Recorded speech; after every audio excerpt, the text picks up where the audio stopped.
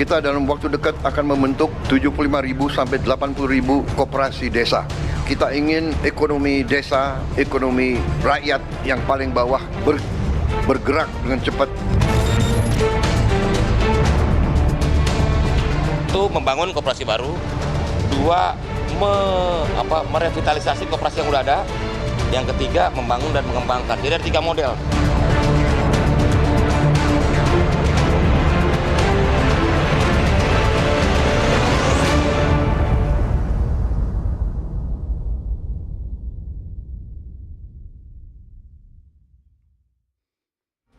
Halo pemirsa, apa kabar Anda dimanapun berada, dari Sabang sampai Merauke, dari Miangas sampai Pulau Rote. Senang sekali rasanya malam ini saya Doni The Kaiser bisa kembali bisa menyapa Anda sekeluarga. Saya berharap Anda tetap dalam keadaan sehat, sejahtera dan selalu berbahagia. Jumpa lagi dalam program Merah Putih.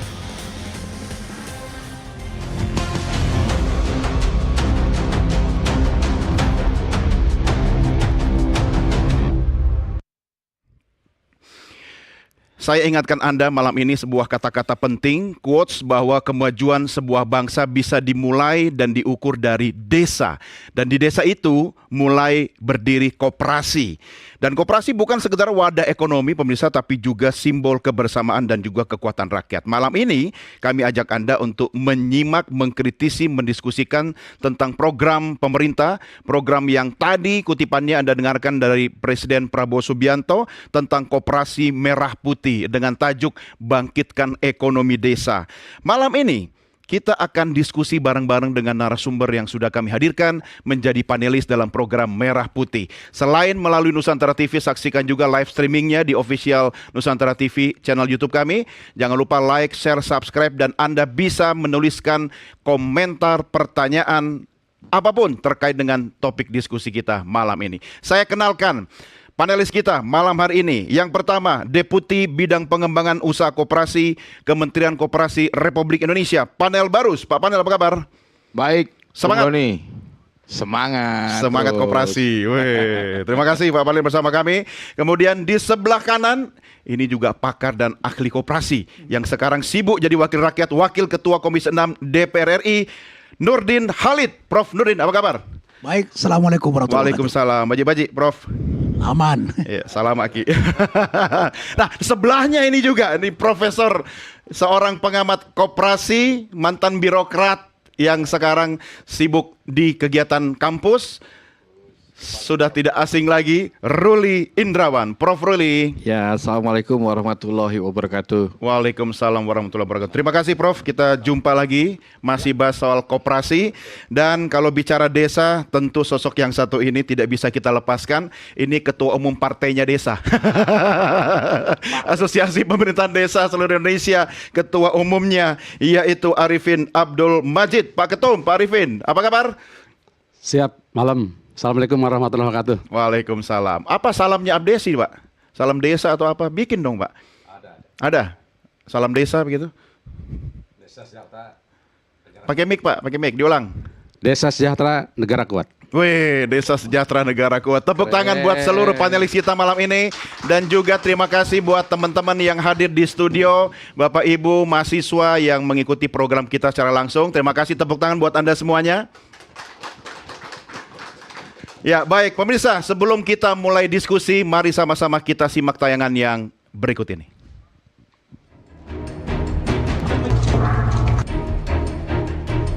Saya ingin membesarkan koperasi.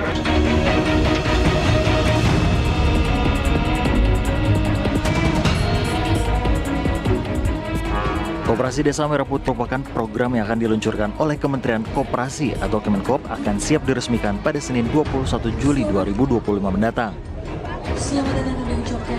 Peluncuran yang akan dijadwalkan berlangsung secara daring dan dihadiri oleh Presiden Prabowo Subianto, terpusat di Desa Bentangan, Kecamatan Wonosari, Kabupaten Klaten. Menko Pangan Zulkifli Hasan mengatakan peluncuran atau peresmian yang seharusnya berlangsung pada Sabtu 19 Juli 2025, namun digeser dengan sejumlah alasan.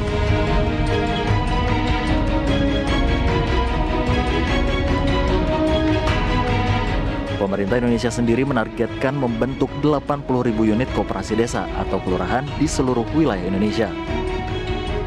Program ini sendiri sebagai bentuk komitmen pemerintah dalam memperkuat ekonomi desa dan dapat menciptakan lapangan kerja, menekan tingkat kemiskinan yang ekstrim hingga menekan inflasi. Program yang menerapkan prinsip gotong royong, kekeluargaan, dan partisipasi bersama juga sebagai salah satu upaya meningkatkan ketahanan pangan masyarakat. Adapun modal pembentukan koperasi ini bersumber dari anggaran pendapatan dan belanja negara, daerah dan desa, serta sumber lain yang sesuai ketentuan perundang-undangan. Lembaga koperasi ini nantinya juga dapat menjalankan usaha lain yang sesuai dengan potensi dan kebutuhan masyarakat setempat.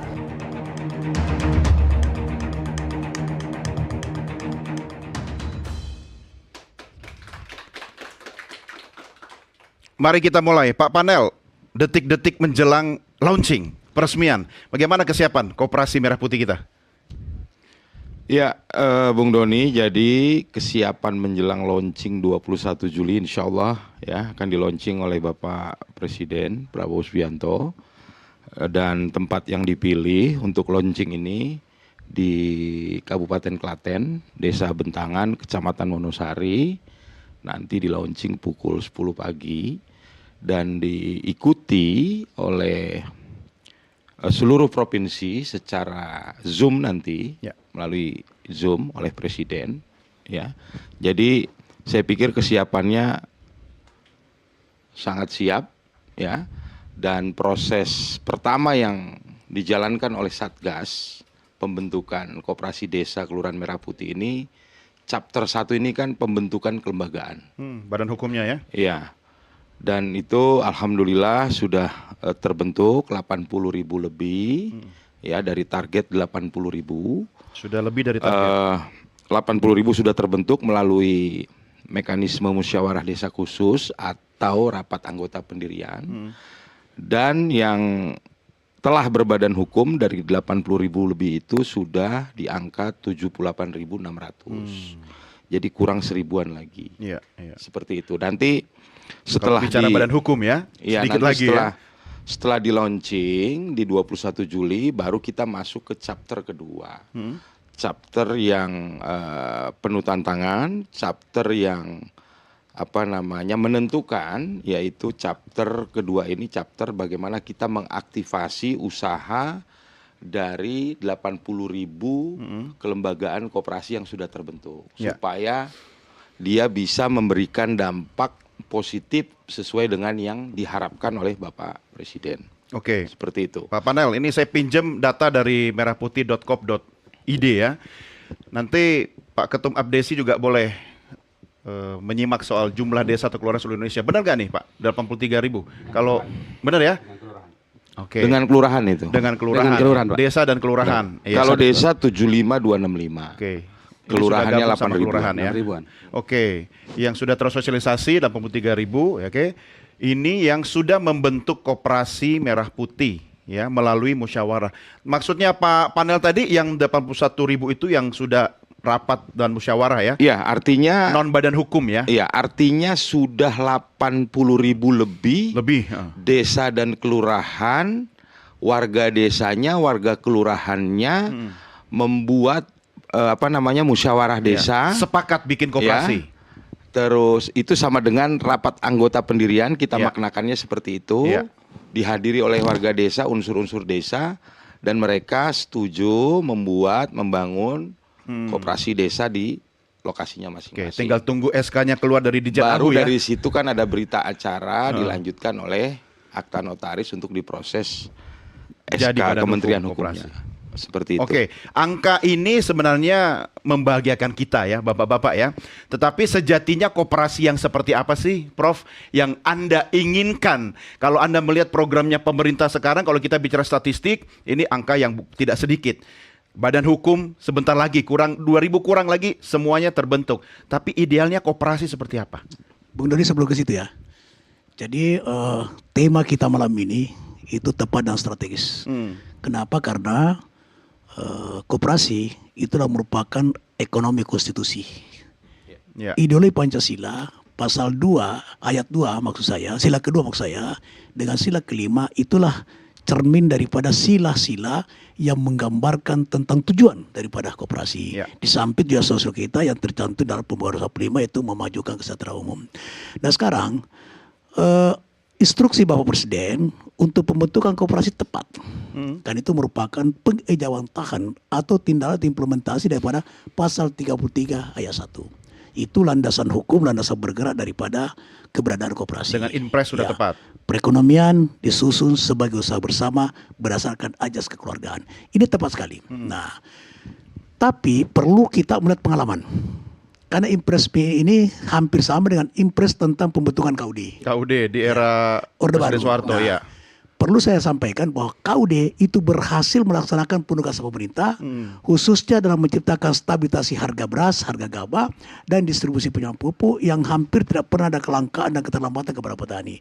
Sehingga tahun 98 kalau nggak salah, 88 kalau nggak salah itu terjadi swasembada beras. Ya. Ya. Itu. Nah, ini berhasil tapi saya pelaku KUD. Ya. 25 tahun saya ngurusin petani melalui koperasi desa, ya. Itu KUD gagal menjadi pelaku ekonomi desa. Kenapa Saat itu? gagal? Ya, kenapa? Karena semuanya instruktif. Jadi cuma kepanjangan tangan Bisnis pemerintah. tidak berorientasi kepada menghadirkan profesionalisme KUD. Nah, ini tidak boleh diulangi oleh Koperasi Merah Putih karena Bapak Presiden kita ingin membesarkan koperasi, ingin menjadikan koperasi sebagai pelaku ekonomi di desa. Dan itulah cita-cita Bung Hatta, yaitu koperasi sebagai soko guru perekonomian nasional.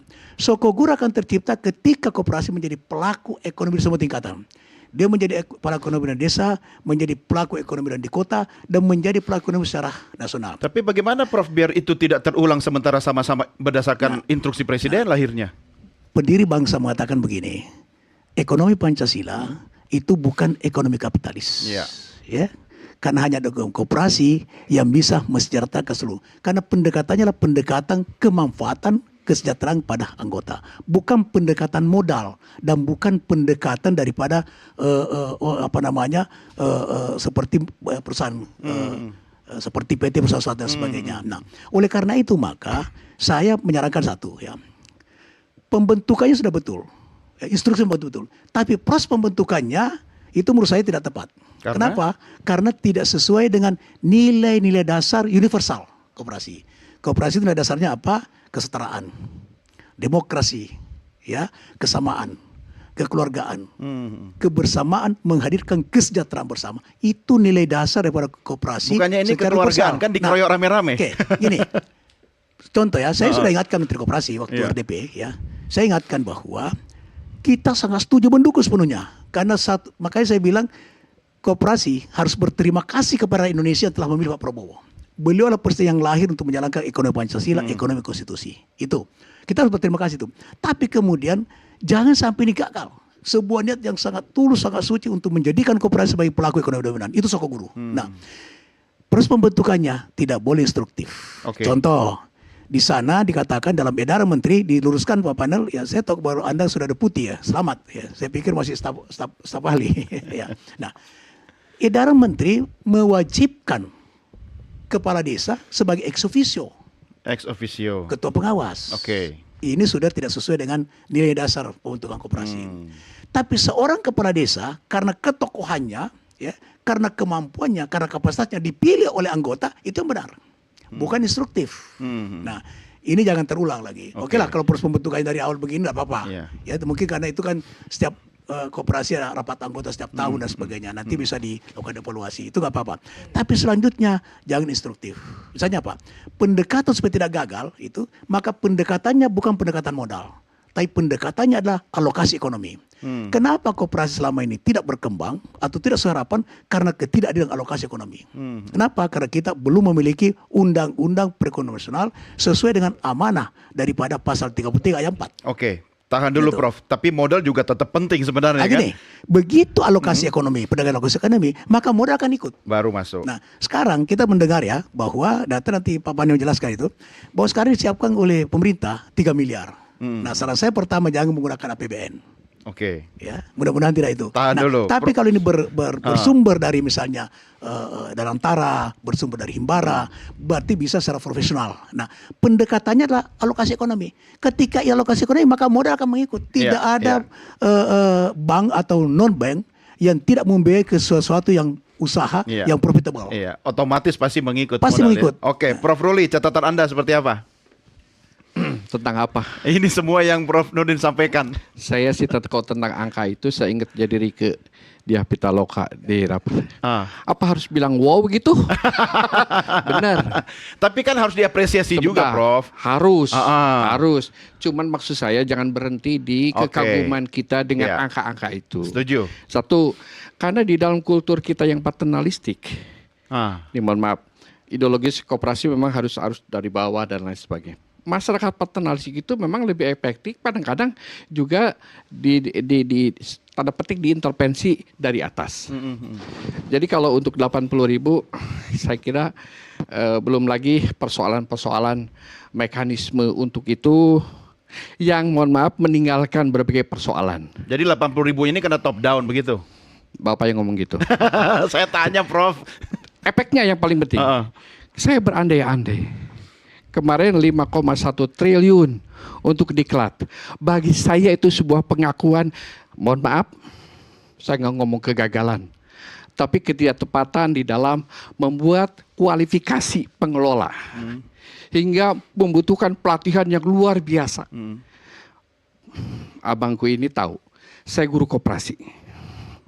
Saya rektor Ikopin.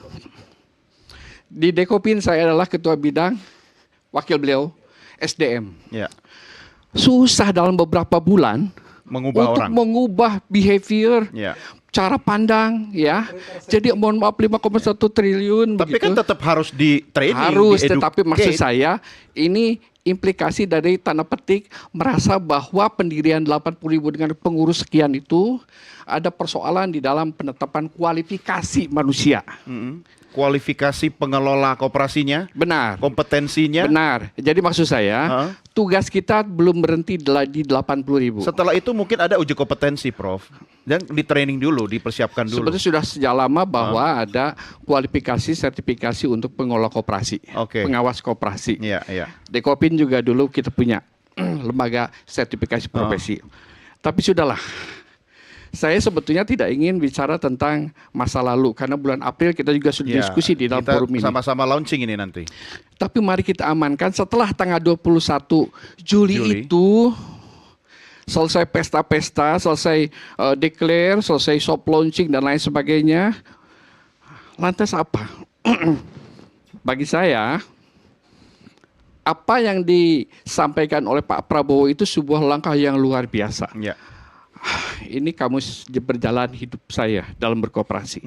Abangku. Pelaku juga toh? Oh, pelaku. Saya mohon maaf, saya tidak membanding-bandingkan presiden karena masuk wilayah politik. Tapi saya pernah jadi rektor Ikopin, tapi Dewan Dipres staf ahli bidang koperasi. Pada saat Maksudnya Prof Ruli takut setelah launching besoknya langsung tutup begitu? karena memang banyak kendala-kendala yang saya pahami benar. Kayak nggak percaya banget sih, Prof, sama koperasi kita.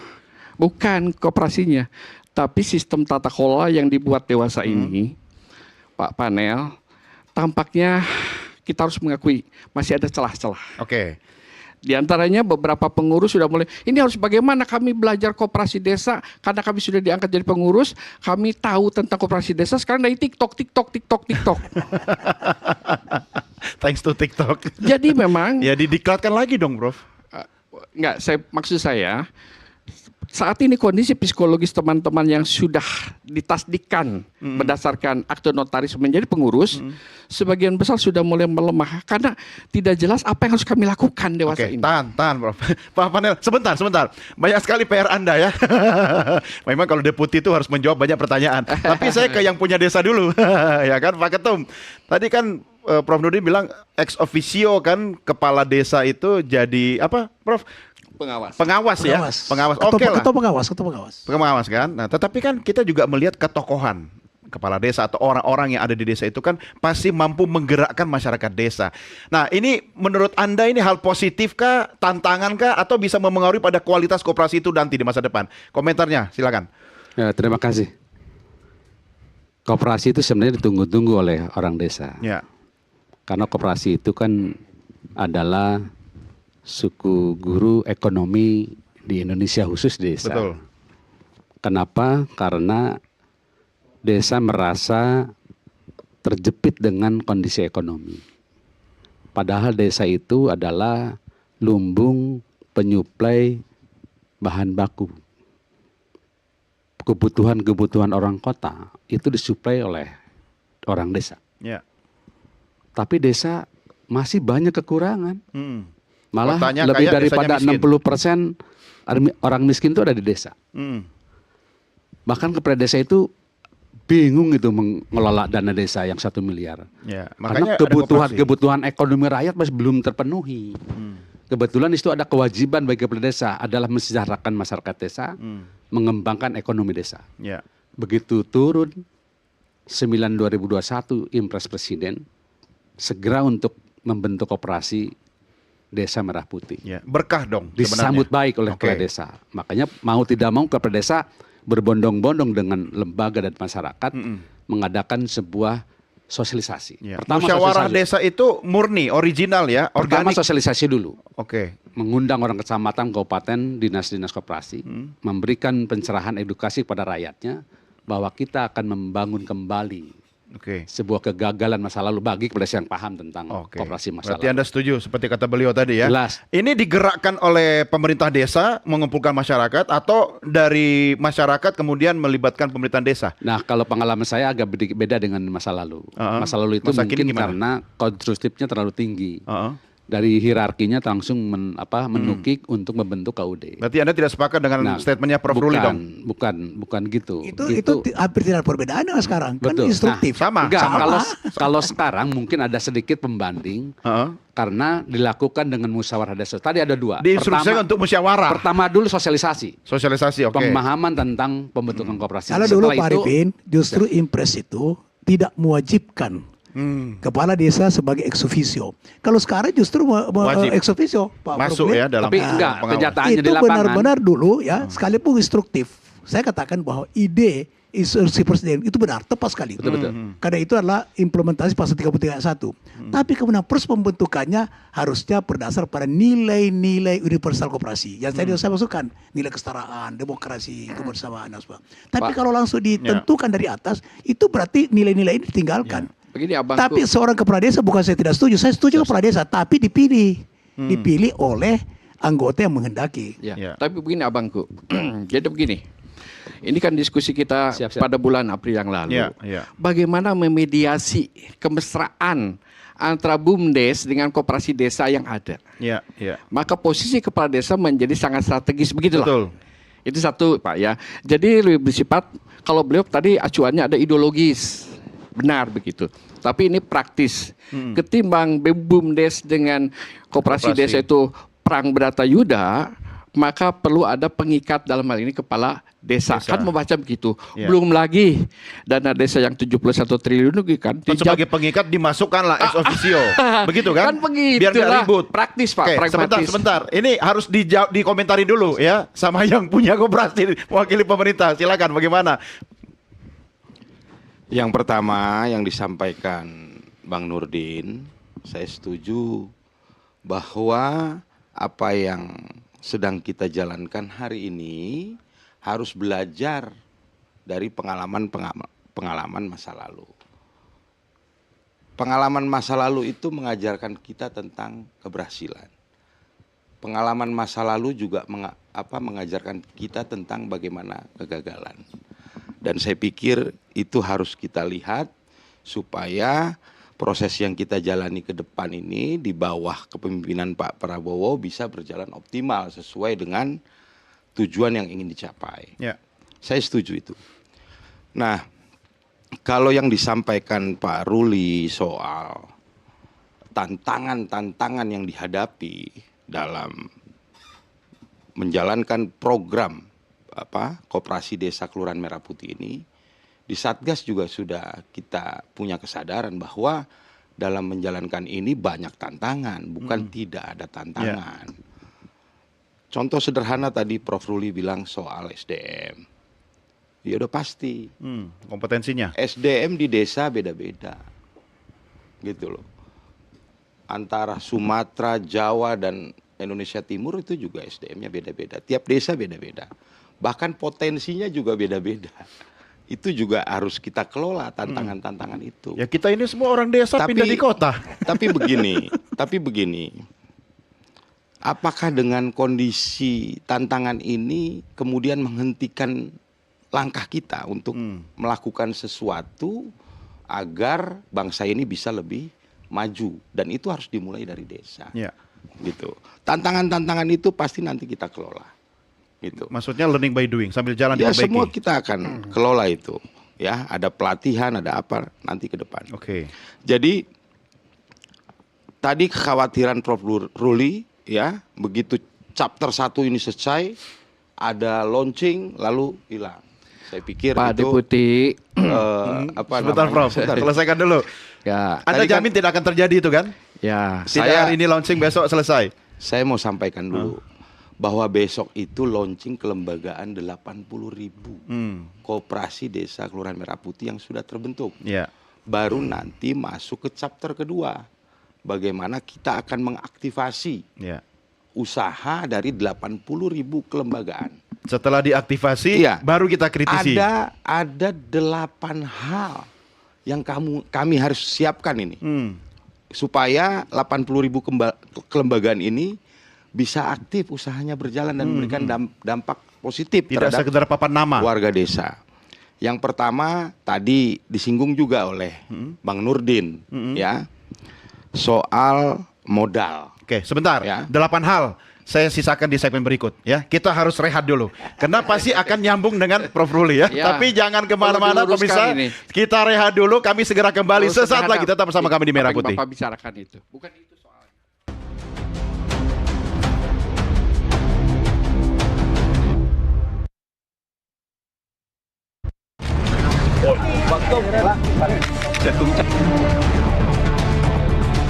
Kita dalam waktu dekat akan membentuk 75.000 sampai 80.000 koperasi desa. Kita ingin ekonomi desa, ekonomi rakyat yang paling bawah bergerak dengan cepat. Itu membangun koperasi baru, dua merevitalisasi koperasi yang udah ada, yang ketiga membangun dan mengembangkan. Jadi ada 3 model.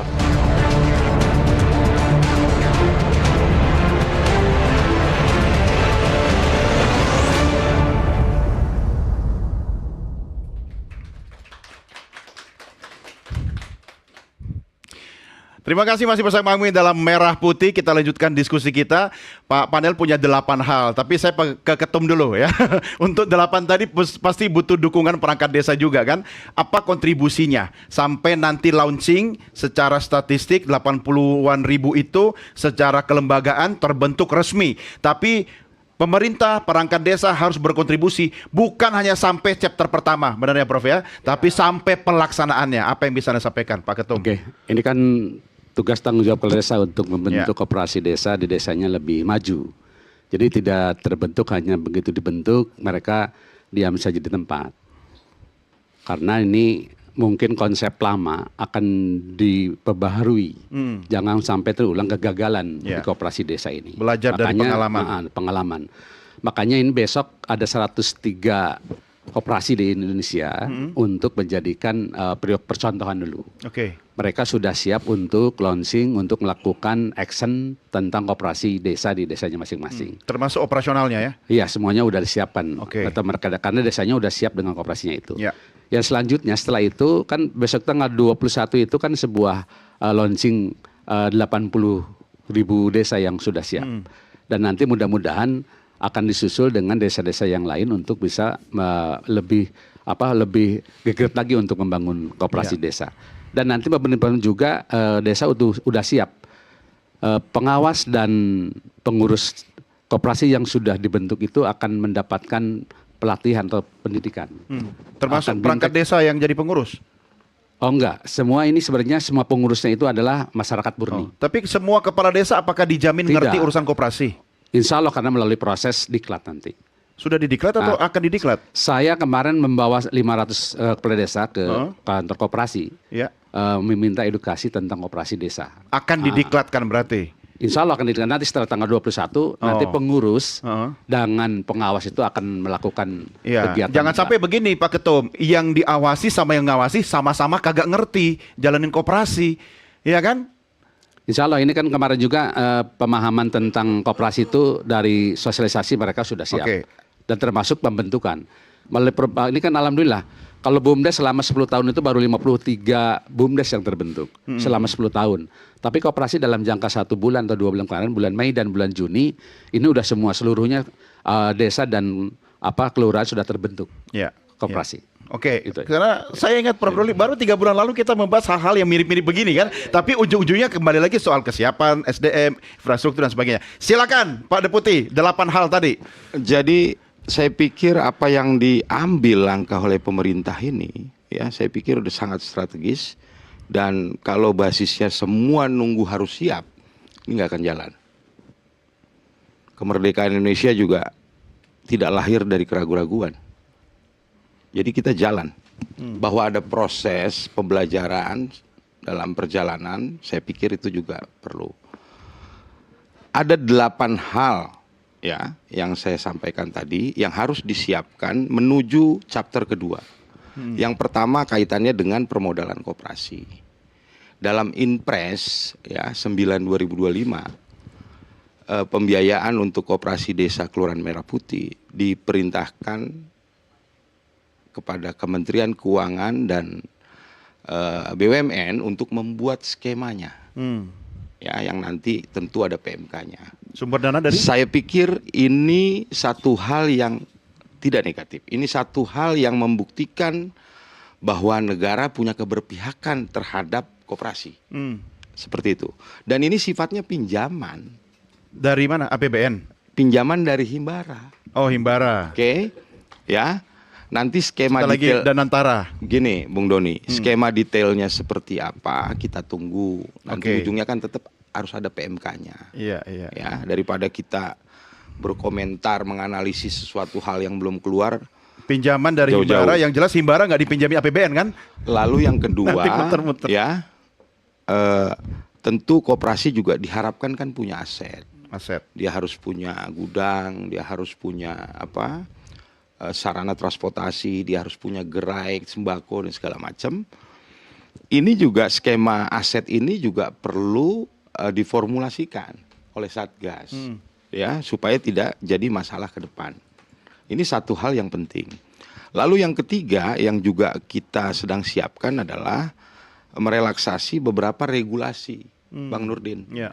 Yang diharapkan bisa mampu mendorong bisnis daripada koperasi desa. Jadi itu yang penting, itu yang penting. Misalnya regulasinya betul. Jadi itu betul. Jadi sekarang begini. Kementerian Koperasi berbagai sektor ya, berbagai aspek, berbagai usaha yang akan dilaksanakan oleh koperasi desa itu sekarang sudah dapatkan regulasinya. Misalnya sekarang Koperasi Merah Putih yang dimana di desanya itu adalah pertanian. Ya. Sekarang bagaimana sudah ada rancangan SKB dengan Menteri Pertanian, SKB dengan Menteri Perdagangan. Ya. Kemudian di desa yang bisa disamping tadi ya, kemudian mendistribusikan 9 bahan pokok. Sudah ada nggak SKB bersama dalam tata niaga untuk 9 bahan pokok di mana keberpihakan kepada koperasi. Jadi gini, kita sangat mendukung, saya katakan tadi bahwa Impres nomor 9 itu tentang pembentukan koperasi itu tepat sekali. Ya, saya ulangi lagi. DPR konkretnya apa dukungannya? Tepat ya. Tentu kita kita mendukung ya. Tapi kita kan melaksanakan fungsi pengawasan. Iya. Itu kan salah satu fungsi pengawasan. Nah, kita ingatkan Menteri Koperasi, jangan instruktif. Tapi pendekatannya pada alokasi ekonomi di mana dibutuhkan kebijakan. Apa itu regulasi? Tapi misalnya Koperasi Merah Putih yang nanti sudah produktif kemudian bisa ekspor, beri kemudahan untuk ekspor. DPR dorong akselerasi kebijakan itu. Betul, itu yang kita harus dorong karena tanpa regulasi yang berpihak kepada koperasi, itu ini itu bisa membuat kegagalan. Dan kalau gagal, ini jaminannya luar biasa. Karena kita, sekali saya katakan, koperasi harus berterima kepada rakyat Indonesia yang telah memilih Pak Prabowo. Karena beliau menjalankan ekonomi konstitusi. Ini kan proyek yang tidak boleh gagal harusnya. Kan? Tidak boleh gagal. Oleh karena itu, Menteri Koperasi harus betul-betul memikirkan langkah-langkah taktis dan strategis dalam bentuk regulasi. Ya, itu penting. Sebelum dilanjutkan, komentar dulu Prof. Ruli, silakan. Untuk yang mana? Karena mohon maaf saya nggak mau mengomentari Pak Deputi ini. Karena itu jawaban dari birokrat. Saya juga pernah birokrat. Semuanya serba baik-baik saja begitu. Ini nggak balas dendam kan? Tidak. Cuman maksud saya, kita lebih banyak pada bagaimana mensikapi setelah 21 itu. Ya, dengan tadi koordinasi dengan berbagai pihak permodalan misalnya. Atau juga untuk apotek dan lain sebagainya. Itu lagi dikerjain, Sebentar Pak. dulu, sebentar. On the way, ya, on Dalam the way. prakteknya Pak, sudah dikerjakan belum tentu selesai. Impres 484 dulu, melibatkan 25 kementerian. Nggak pernah terkoordinasi. KUR Pak, KUR yang subsidi bunga dari kementerian kita, itu dalam prakteknya juga banyak kendala-kendala. Koordinasi di negara ini luar biasa sulitnya. Undang-undang UMKM. Ya, tahun nomor 20 tahun 2008 itu dalam prakteknya melibatkan 18 kementerian, itu juga tidak jalan. Maksud saya, kita buat shortcut. Kita tidak menyalahkan karena saya pernah berada di posisi itu. Iya, kita belajar Sebentar, dari saya belum selesai. Bapak itu tahu koperasi sudah berapa tahun sih? Iya, Prof. Anda Karena nggak percaya ini dikeroyok rame-rame loh. Komen naturalisasi lah aja tuh Bung koperasi. Doni. Oke. Ya, Ya, jadi apa-apa. sebentar. Selesaikan dulu. Saya mau Nanti ceritakan. saya serahkan ke Pak Panel. Saya ceritakan. Sekarang yang harus kita lakukan adalah mendelegasikan sebagian kepada pimpinan daerah. Pimpinan daerah, mohon maaf, saya sebetulnya ngeri-ngeri sedap juga di DPR di Komisi 6, Pak Menteri mengatakan ini insting. Pertanyaan saya, kita punya perguruan tinggi koperasi, punya akademi koperasi, punya profesor koperasi, pernah nggak diajak bicara? Masa menggunakan Yang insting? ngomong juga nih. Ini nggak perlu insting sebetulnya, ilmunya sudah ada. Nah, selesai sebentar. Biarlah sekarang 21 Juli kita selesai. Ajak bupati, wali kota untuk lebih terbuka di dalam membuat desain dan model bisnis. Iya. Itu kan model bisnis kan dulu juga saya ngomongin. Iya. Kemudian diteruskan di DPR. Seminggu yang lalu ya, ITL, kita ketemu Bupati Sukabumi. Kita melakukan pengabdian, mereka minta tolong tentang operasi merah putih. Dia lebih terbuka, mendatangkan perguruan tinggi, mendatangkan teman-teman Dekopin, Dekopinda, begitu. Tapi sekarang Dekopinnya udah pecah-pecah. Nah, itu persoalan lain. Wah, itu beda urusan lagi. Makanya menggunakan insting dari. Pak Prof, itu bagian yang harus diselesaikan, Pak. Iya. Kalau ini tidak selesai, itu cermin bahwa Kementerian Koperasi itu acuh tak acuh Iya, dalam iya, membina iya. koperasi. Kita 21 Juli saja ke sana. Karena kalau itu dipermasalahkan, regulasi dirubah, undang-undang koperasi belum beres-beres saja. Tapi itu terlalu banyak lah PR kita tentang koperasi, Pak. Iya, Terlalu banyak. oke. Kita 21 Juli libatkan pemerintah daerah itu, dorong mereka untuk stakeholder yang berkenaan dengan ini dilibatkan. Tentang KUR saja, Pak.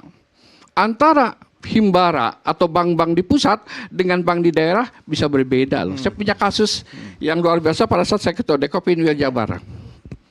Jadi, sebab itu sudah apa yang dicapai oleh kementerian dengan satgasnya itu 21 Juli kita anggap apresiasi, Ya. tapi belum selesai. Ya, makanya Ya, Prof. memang Ruli belum masuk. Makanya selesai. melibatkan pemerintah Ya memang daerah. belum selesai, Pak. Iya, makanya Ya, itu. Sebentar. Dijawab dulu. Kan Enggak, masih Anda ini- proses kan, masih proses. Katanya bekas birokrasi, ya kan? Kita belajar dari pengalaman-pengalaman, kegagalan-kegagalan di masa Bapak mungkin. Ya. Kesulitan-kesulitan yang Bapak hadapi dalam koordinasi birokrasi. Oh, ini. Itu yang kita bereskan hari Ini ini. lagi Ini transfer nggak- knowledge-nya nih. Iya dong. Oke. Nggak paham sejarah. Sebentar. juga Dikasih pengalaman. Bapak sekarang. bicara undang-undang koperasi nggak kelar-kelar. Loh, pemerintahan ini baru berapa bulan, Pak?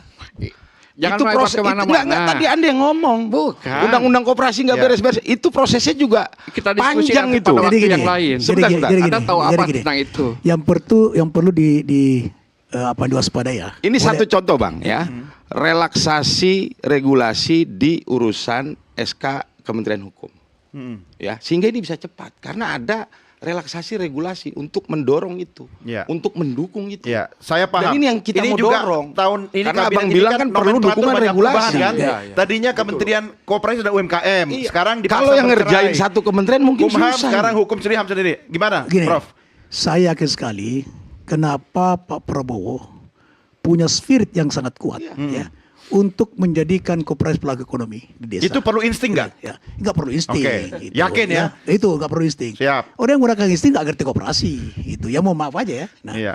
oleh karena itu maka ini nggak boleh gagal. Nah, ada hal-hal yang harus diperhatikan oleh pemerintah dalam ini Kementerian Koperasi. Perlu waspada. Ini sekarang udah terlanjur ya, nggak apa-apa. Nah, saya bukan tidak setuju kepala desa lurah menjadi ketua pengawas. Tapi kalau instruksi, mohon maaf saya nggak setuju gitu.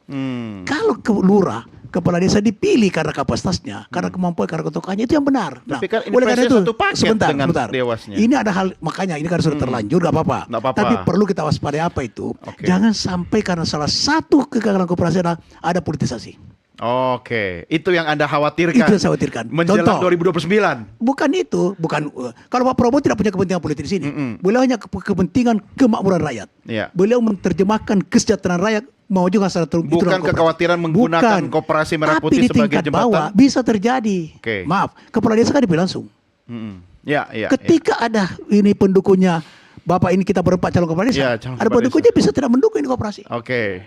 Nanti Pak Ketum Itu harus belum respon. digunakan, dimanfaatkan koperasi sebagai sarana politik. Ya. Ini yang berbahaya. Itu Oke, saya tahan katakan. dulu. Biar tidak terlalu kemana-mana, kita tidak masuk ke ruang politiknya ya. Tapi nanti harus direspon juga ya Pak Ketum ya. Nah, Tapi ini di saya segmen mengingatkan berikut. Pak. Ini saya mengingatkan. Siap, Saya siap. sangat mendukung. Apalagi komisioner sangat mensupport. Iya. Mensupport ide Bapak Presiden, istri Bapak Presiden. Tapi prosesnya kementerian-kementerian ini harus betul-betul mendasari kepada jati diri koperasi. Kan salah satu bentuk dukungan pengawasan, iya kan? Oke, kita lanjutkan di segmen berikutnya. Pemirsa Merah Putih segera kembali sesaat lagi.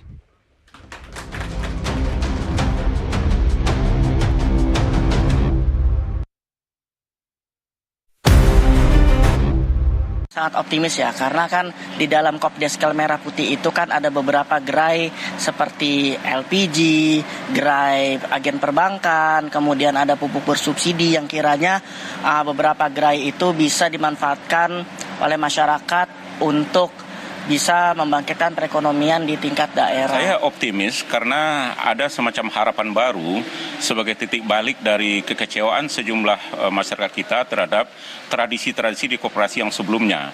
Sehingga Koperasi Desa Merah Putih ini memang membawa harapan baru bagi masyarakat sebagai penggerak ekonomi di pedesaan dan meningkatkan pertumbuhan ekonomi secara nasional. Kalau suatu hal ataupun suatu proyek itu dilakukan dengan konsistensi, menurut saya bisa dianggap dan bisa diratakan kalau itu satu hal yang optimis. Harapannya mungkin dapat membantu berbagai rakyat dari segala kalangan, tentunya dari kalangan bawah yang perlu diperhatikan, dan koperasi ini tuh membuka untuk ya ladang usaha-usaha lain yang bisa memberikan suatu pendapatan dan meningkatkan perekonomian Indonesia. Sebenarnya kalau untuk optimis sih optimis aja ya Kak, pastinya. Tapi namanya ini kan kebijakan pemerintah yang itu juga buat kesejahteraan masyarakat. Tapi baik lagi di pemerintah di desa-desa tersebut, kadang emang presiden kita tuh udah bagus atau pemerintah dari daerah udah bagus, tapi di desanya itu yang benar-benar memanfaatkan koperasi ini dengan baik atau enggak gitu.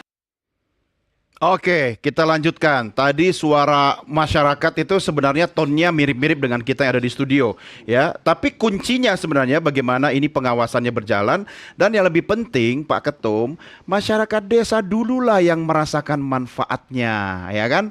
Apa yang bisa Anda sampaikan agar manfaat itu nomor satu masyarakat desa sekitar dulu yang bisa merasakan koperasinya? Ya, Koperasi Merah Putih ini sebenarnya tujuannya untuk mensejahterakan rakyat desa.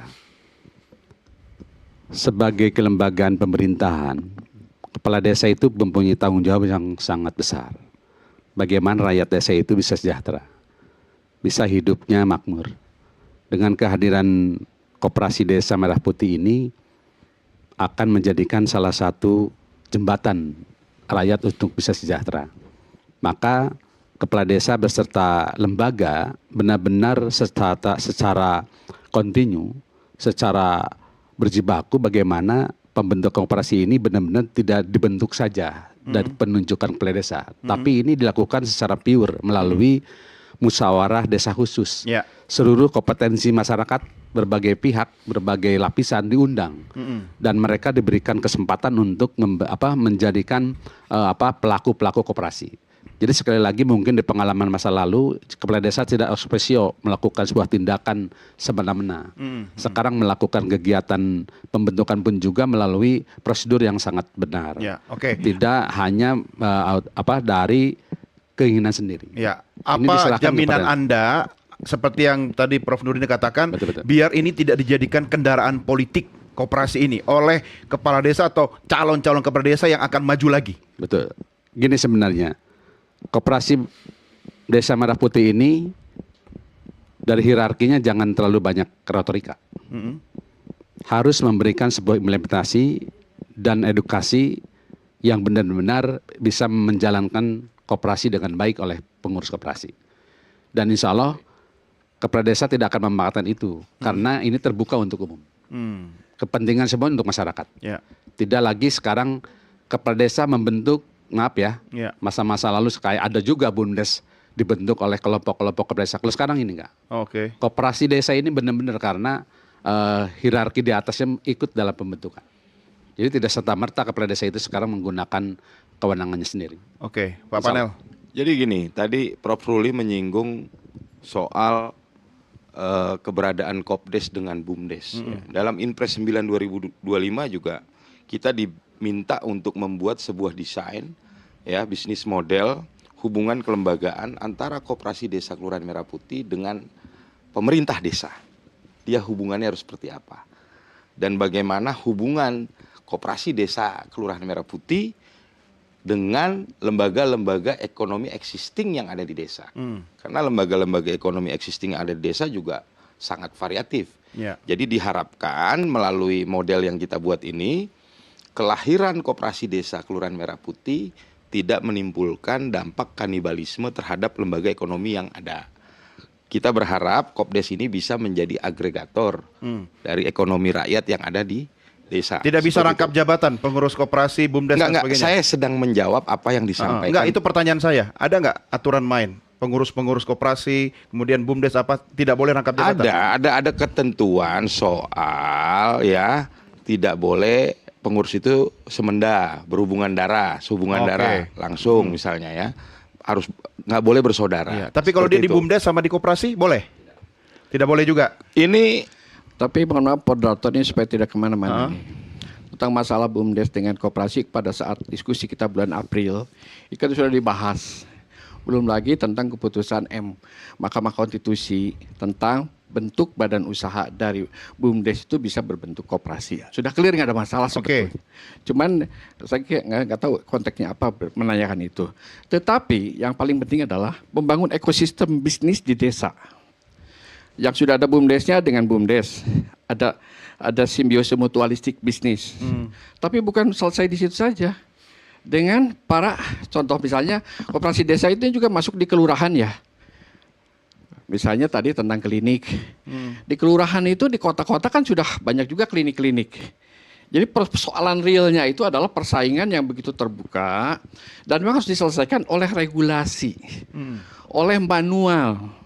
Ini yang ditunggu-tunggu, yang saya katakan 21, mohon maaf ya Pak Kades, jadi 21 Juli itu jangan baru belajar, baru berlatih, tapi sudah running. Begitu. Maksudnya ada proteksi atau keberpihakan melalui regulasi, biar koperasinya bisa eksis. Perjelaslah, karena swasta atau perusahaan-perusahaan masyarakat yang sudah berjalan juga harus tetap hidup. Ya, ini kan tadi masih jalan, masih proses. Nah, sekarang bagaimana mengakselerasi itu? Karena Prof Ruli sudah menantang Anda untuk mempercepat. Saya udah jelaskan berkali-kali bahwa kita membuatnya ini menjadi chapter-chapter. Chapter 1 kita nanti harus sampai bentuk launching dulu kelembagaan. Masa belum dibentuk kelembagaan udah suruh jalan gimana sih?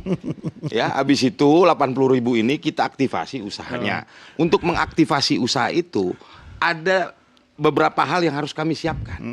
Tadi skema pembiayaannya gimana? Skema asetnya gimana? Ya sudah ada belum Sebentar roadmap-nya. dulu. Nomor 5, 6, Ini biar jalan gitu loh. Gitu. Nah, lalu bagaimana pelatihannya? Karena tadi sumber daya manusianya kan tiap desa beda, tiap wilayah beda, potensi beda. Banyak hal yang lagi kami siapkan. Jadi pasca 21 Juli itu kalau aspirasi Prof Ruli harus sudah jalan semua, yaitu aspirasi. Baru masuk tahap ini baru pembentukan kelembagaan. Nanti chapter kedua kita diharapkan oleh Bapak Presiden sampai dengan akhir tahun diharapkan bisa mengaktifasi 80.000 kelembagaan ini usahanya jalan supaya ada dampaknya. Indikator aktivasi itu apa? Ya jalan, pelayanan usaha. Oke, operasional yang ada Dalam itu jalan. aktivasi itu Pak Wanol, itu pendekatannya harus pada potensi. Iya. Potensi. Berbasis lokal Sehingga ya. pendekatannya adalah alokasi ekonomi. Oke. Iya. Nah, dengan demikian maka modal yang disiapkan oleh Himbara atau dari manapun sumbernya, asal jangan dari APBN, ya, itu akan membuat koperasi itu profesional dalam mengelola usahanya. Nah, kenapa? Karena ya saya terus terang sudah menyuarakan koperasi itu sudah lebih dari 45 tahun. Ya, inilah momentum yang paling tepat untuk koperasi bangkit. Ya, ini tidak boleh gagal. Karena kapan gagal ini habislah koperasi. Kenapa? Koperasi dengan keberhasilan nanti ini itu akan membawa Prabowo seorang presiden yang melaksanakan ekonomi konstitusi dan bisa menjadikan koperasi sebagai pilar negara. Kenapa harus koperasi menjadi pilar negara? Paling tidak ada 5 hal. Ada 5 aspek, Bung Doni. Pertama, koperasi memperkuat karakter bangsa. Karakter Pancasila, karakter demokrasi, karakter gotong, yang ujungnya adalah menciptakan persatuan. Makanya koperasi tidak hanya sistem ekonomi, tapi juga ada sistem demokrasi, ada sistem negara. Ya. Yang kedua, mewujudkan kesejahteraan umum. Karena koperasi pendekatannya bukan pendekatan kesejahteraan orang per orang, tapi pendekatannya kesejahteraan untuk seluruh anggota, seluruh masyarakat desa itu, seluruh rakyat Indonesia.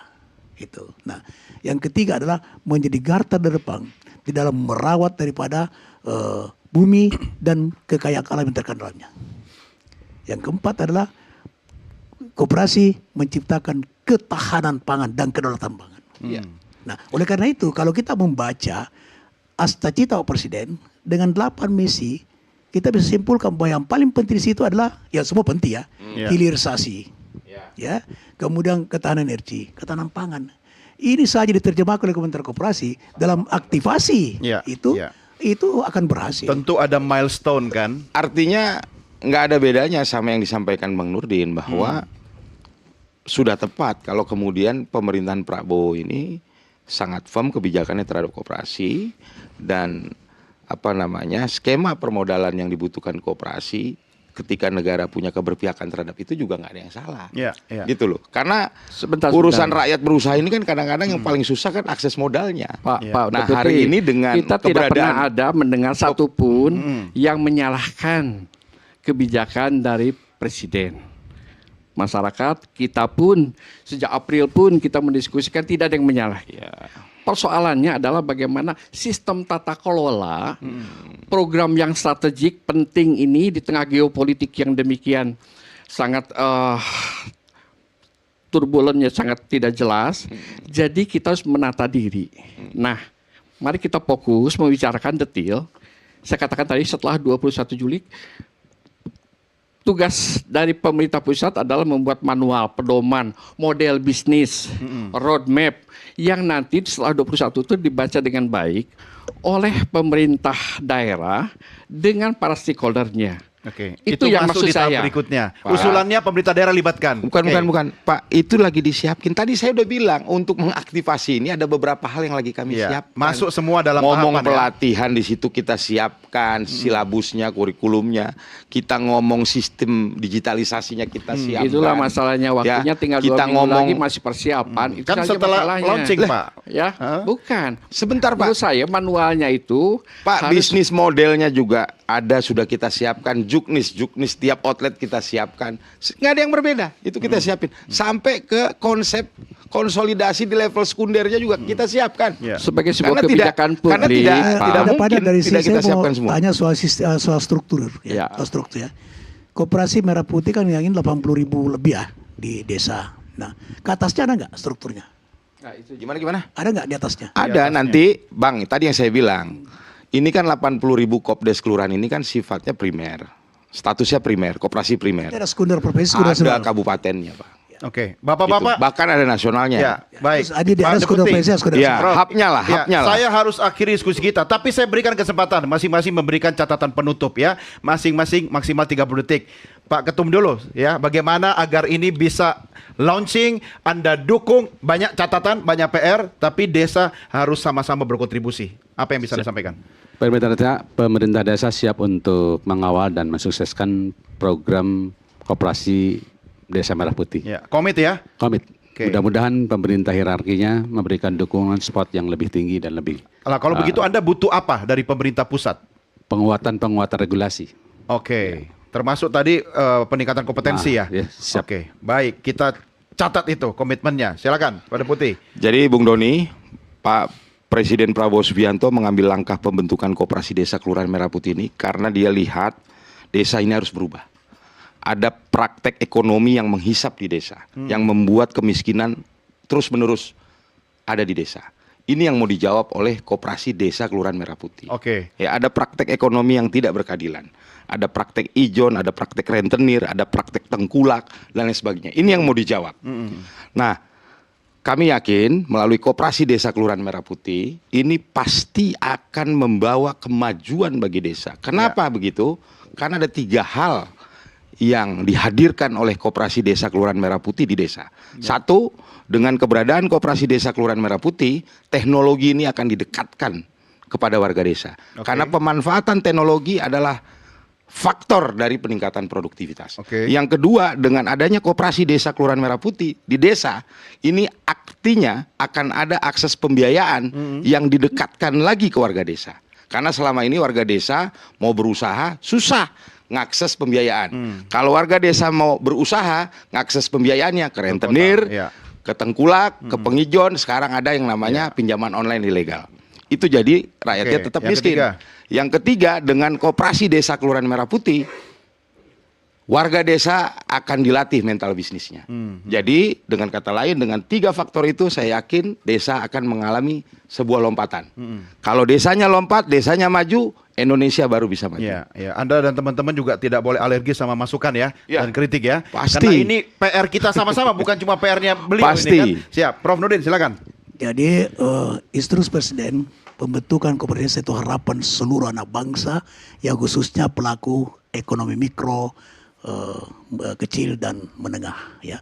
Tapi ini tantangannya tidak mudah. Oleh karena itu harapan saya kepada seluruh menteri yang dikeluarkan instruksi Presiden harus benar-benar fokus untuk menciptakan regulasi yang bisa mensukseskan Koperasi Desa menjadi pelaku ekonomi dominan. Kenapa? Kita contoh saja.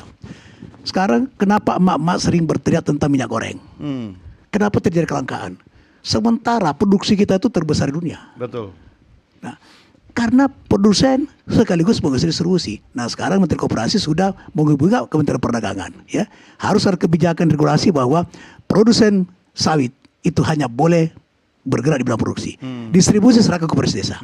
Itu baru sesuai dengan pasal 33 ayat 1, 2 dan 3. Jadi tidak mudah itu Adinda, tidak mudah. Ini tantangannya besar. Tapi karena Pak Prabowo memiliki suatu motivasi yang sangat kuat untuk mensejahterakan, komitmen sangat kuat masyarakat ini, maka seperti ini harus datang.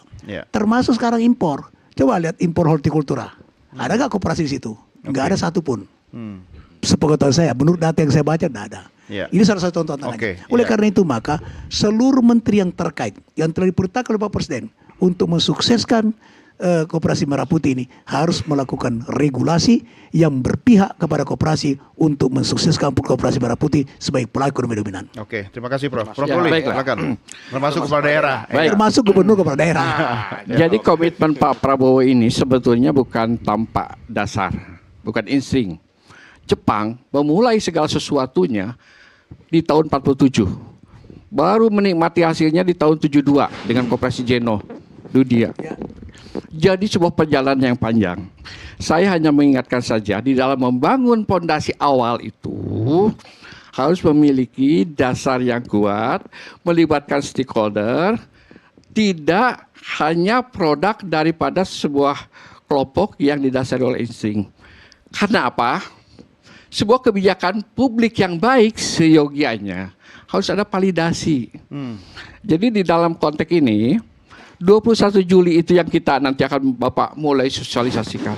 Sebaiknya kebijakan-kebijakan yang sedang atau sudah atau baru dimulai itu sebaiknya melibatkan stakeholder, gerakan koperasi, perguruan tinggi, ya, termasuk dunia bisnis.